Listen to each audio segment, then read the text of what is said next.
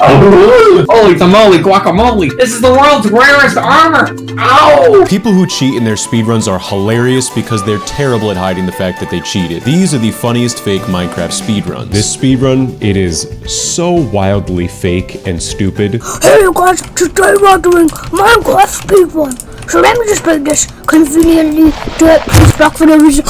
Oh, brother. Yeah, that's right. The speedrunner breaks this very conspicuous looking dirt block, and underneath it is a chest with 66 obsidian blocks and a very lightly used flint and steel. Wow, how lucky are they? Well, this very legitimate speedrunner takes their obsidian to build a nether portal and light it. Unfortunately, I think this is their first time ever placing blocks. They proceed to have this like Gollum style freak out. Why did it work? And yeah, then the footage just cuts and their portal suddenly works. Now, this speedrun really ramps up. As soon as they get into the nether, they run into the illustrious God Villager, closely related to many traders. And again, the speedrunner is very excited about all these things. He continues to sound like Gollum. Thank you, God Villager. Now that the speedrunner is back into the overworld, there is a chest right in front of them with 64 eyes of Ender. So they toss an eye of Ender into the sky. Okay, wait. This is taking too long. This is just something that, like, it tells me that it spawns. The chest spawned, okay? Wait, why isn't it working? So I found a stronghold. Yes, the footage just cuts to them immediately being in the stronghold. Not conspicuous at all. Well, now that the speedrunner found the portal room, they are filling the portal with eyes, but they jump into the portal before they fill it, so they're just slowly dying in the lava. Luckily though, they do redeem themselves and they enter the end. They are still burning. And yeah, that's when the footage cuts again very suddenly, and the God Villager is making his second appearance in Act 2. Totally just gonna ignore that villager spawn egg in their hotbar there. Oh, guys, you can be creative! Thank you, God Villager!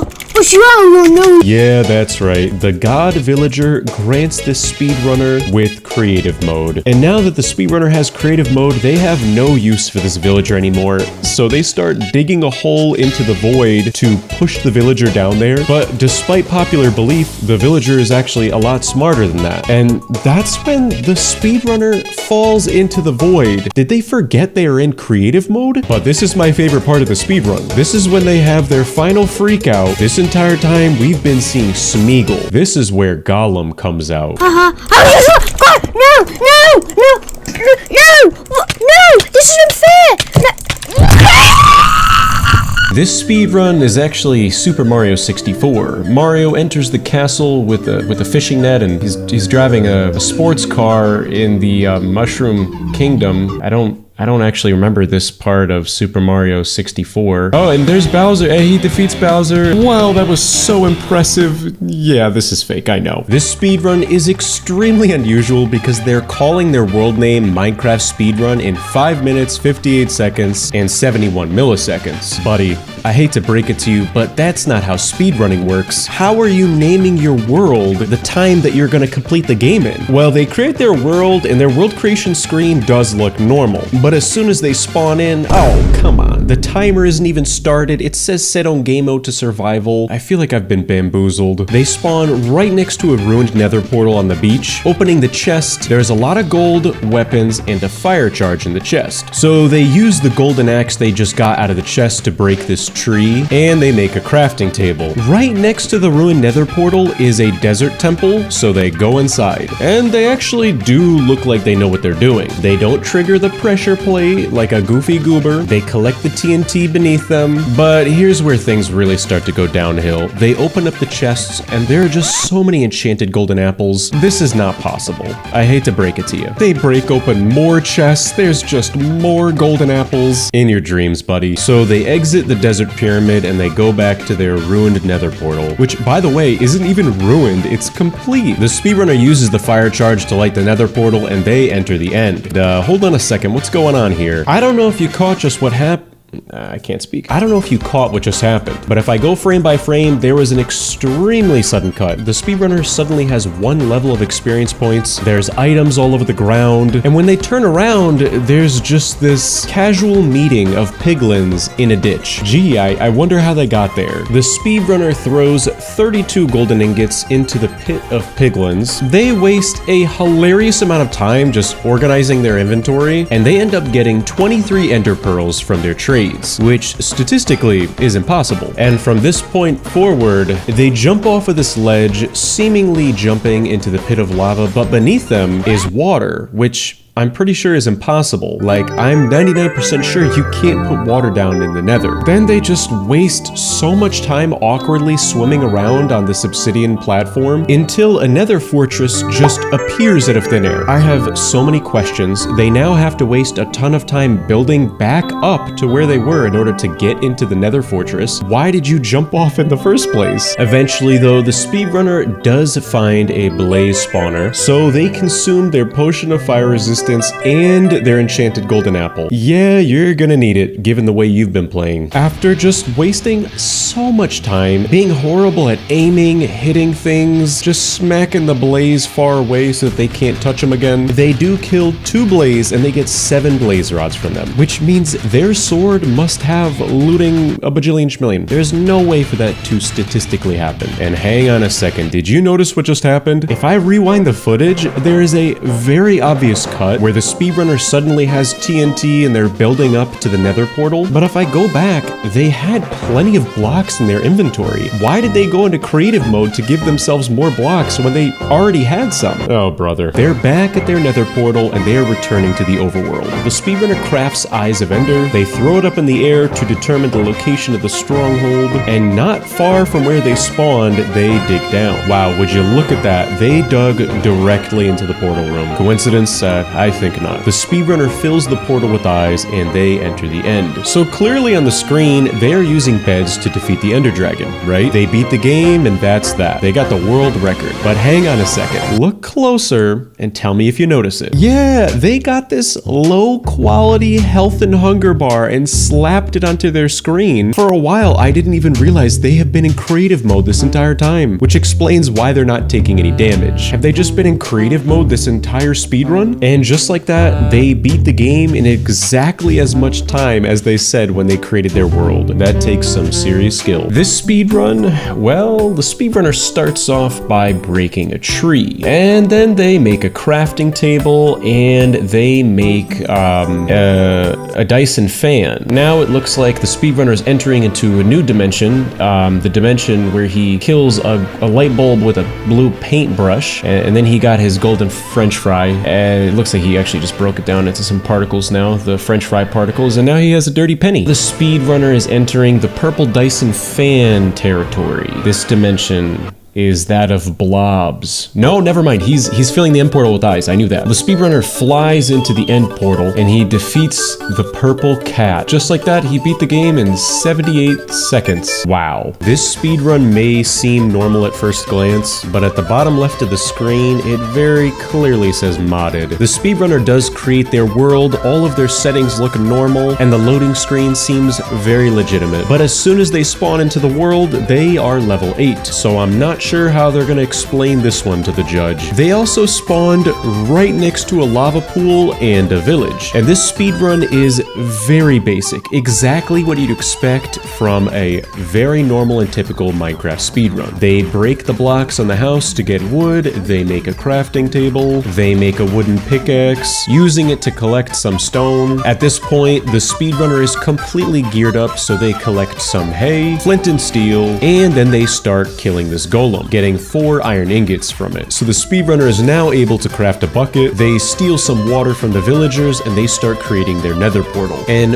while the speedrunner is very slow at creating a nether portal with a bucket, they don't mess up and they're right into the nether. And wow, would you look at that, as soon as they're in the nether, it turns out that they spawned right next to a bastion. They use a boat to drop to the bottom of the bastion. All of this looks like a very typical Minecraft speedrun. That is, until they open the chests. there is enough obsidian in this chest for them to craft 1 billion nether portals. At least they tried to hide the fact that they were cheating. They spread out the obsidian a little bit in the chest, but when they select all of them, it perfectly adds up to a stack of 64 blocks. I don't know what can make it any more obvious. I mean, come on, the proof is in the pudding here. Well, the speedrunner runs into piglins and he starts trading with them. The speedrunner drops maybe 10 golden ingots and they get 16 Eyes of Ender. Now, while the likelihood of this actually happening is very, very low, it's possible. I'll give him the benefit of the doubt here. That is until they exit the bastion and they open their inventory. That's when I realized that they didn't get 16 ender pearls, they got 128 ender pearls. Yeah, that's not possible. Well, after wasting a lot of time and aimlessly walking around, the speedrunner does eventually come across a nether fortress, and building up to the surface is very easy with their 64 blocks of obsidian. The speedrunner does eventually come across a blaze spawner, and they end up killing 2 blazes. One blaze rod they pick up, but keep an eye on this blaze rod that fell off of the edge here. It's definitely gonna come into play later, that's all I'm gonna say. They kill another blaze, totaling 2 blaze rods in their inventory. And it's at this point when they create a nether portal to help them determine how they're going to get to the stronghold as quickly as possible. And I'm gonna tell you how. The speedrunner, when in the overworld, crafts their Eyes of Ender, and they throw one up into the sky. They zoom into the Eye of Ender, pressing F3, displaying information like the angle, which in this case is about -65, and then they leave the overworld. Now, the only thing I can imagine what's happening here is that they have something like the Ninja Brain Bot running on a second monitor, or they're just cheating. There's really no way to tell, because typically speedrunners have that calculator on the screen. Regardless though, throwing that Eye of Ender would be able to provide information to the speedrunner as to where the stronghold is in the overworld and the nether coordinates. So the speedrunner kills 3 more blazes, getting 5 total blaze rods, and then they drop down to those blaze rods from earlier, giving them a total of 8, which is extremely lucky. It's at this point where it seems like the speedrunner is just aimlessly wandering around, but in reality what I think is going on is he is going to that location that he got from his calculator. See, the problem is that he never presses F3 to display his coordinates. How does he know where to go? Does he just have a really fantastic sense of cardinal directions? I think not, buddy. Regardless, once they get to their end destination, they do create another nether portal, and as soon as they enter the overworld, they immediately start digging down. And would you look at that, they dig right down into the stronghold. And it seems as if the speedrunner knew exactly where the portal room was too, which only further proves that this guy is trying to make it look like he's doing all sorts of fancy strategies and calculations, but I think he just memorized what to do. I don't know, it's just a hunch. Well, the speedrunner crafts more Eyes of Ender, filling the portal with eyes and entering the end. Hold on a second, did you see what just happened? As soon as they spawn in, they're just falling into the void, then they get teleported back onto the platform, and out of nowhere, the Ender Dragon loses all of its health,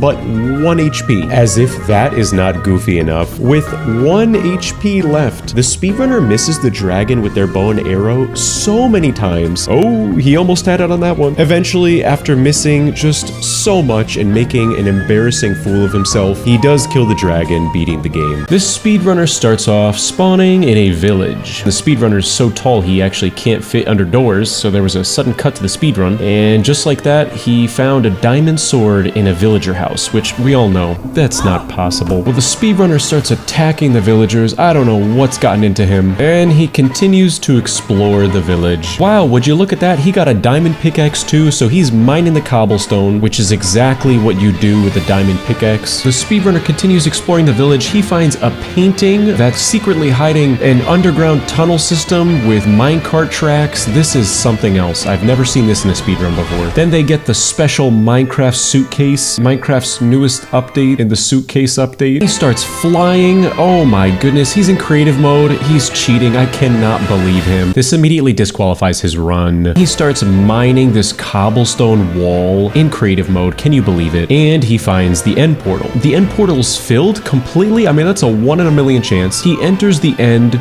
breaks the end crystals. He starts walloping the Ender Dragon. Oh my goodness, this fight with the Ender Dragon was truly breathtaking. The sheer skill and determination that the speedrunner has is unbelievable. Wow, dragon down, rest in peace. Just like that, the speedrunner beat the game. in world record time. Wow, I am so grateful to say it starts off normal. There is nothing fishy going on here. The speedrunner walks forward, breaking this tree, so they take those logs and they turn them into wooden planks. And wow, holy cow, they spawned right next to a lava pool. This is a very lucky start. They explore the forest a little bit more and they find a village. They go into a villager house and they open a chest, getting some bread, a potato, an emerald, a couple more logs. Nothing unusual yet. They break the bed, picking it up, but clearly I spoke too soon about, oh, everything looks normal. Now, wait a second there, buddy. Did you see what just happened? There was a very sudden cut, and on the top right of their screen, it very clearly shows that they've given themselves a status effect to make them very, very strong, which explains why there are these particles in the air and explains why they're able to kill this golem in a single hit. So yes, the speedrunner gets 4 iron ingots from that golem. And while they are clearly cheating, this is not one of the worst defenders. At least they're not riding like a flying golden pig, right? But unfortunately, things just go so downhill from here. They turn back to where they killed the iron golem, and now there's just a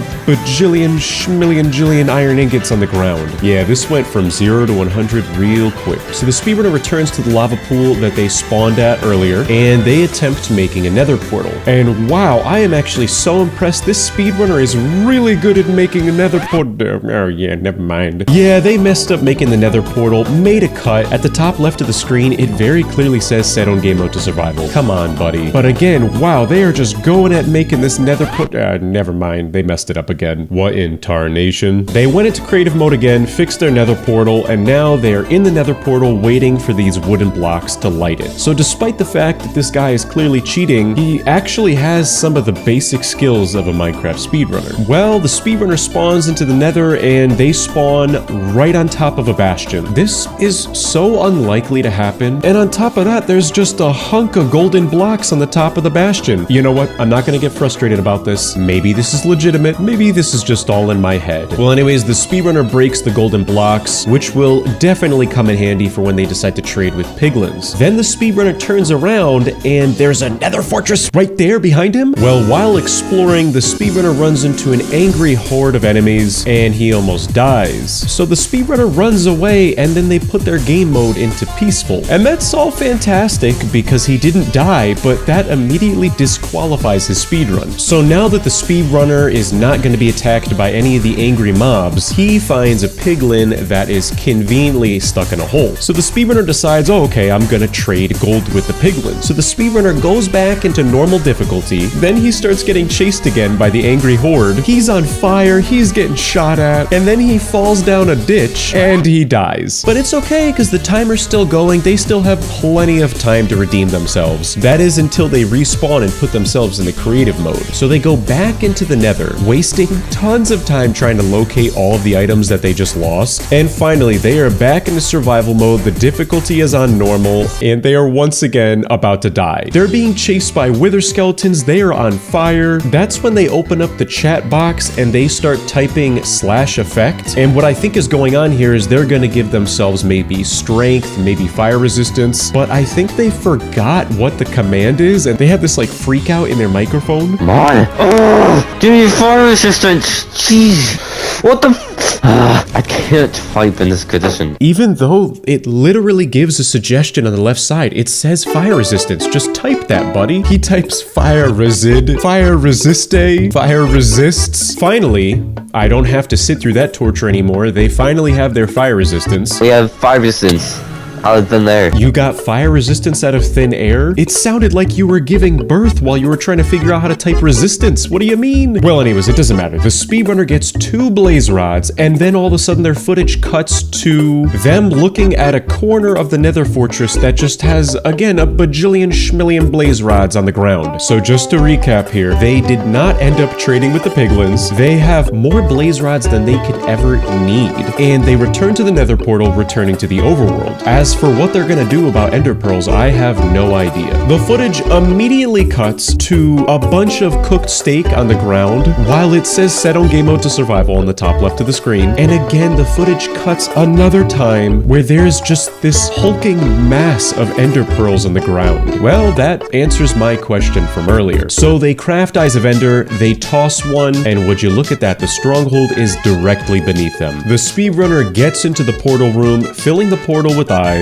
and they enter the end. And while they are digging up, they are about to die, and once again, they go into creative mode. At this point, this goober has completely lost me. He is wasting so much time just cycling through all of his old commands that he's entered before. He gives himself strength and tries to one-shot the Ender Dragon with no weapon, still wasting so much time because the Ender Dragon clearly still has a little bit of health left. And then I'm not actually sure what happened, it just died to nothing.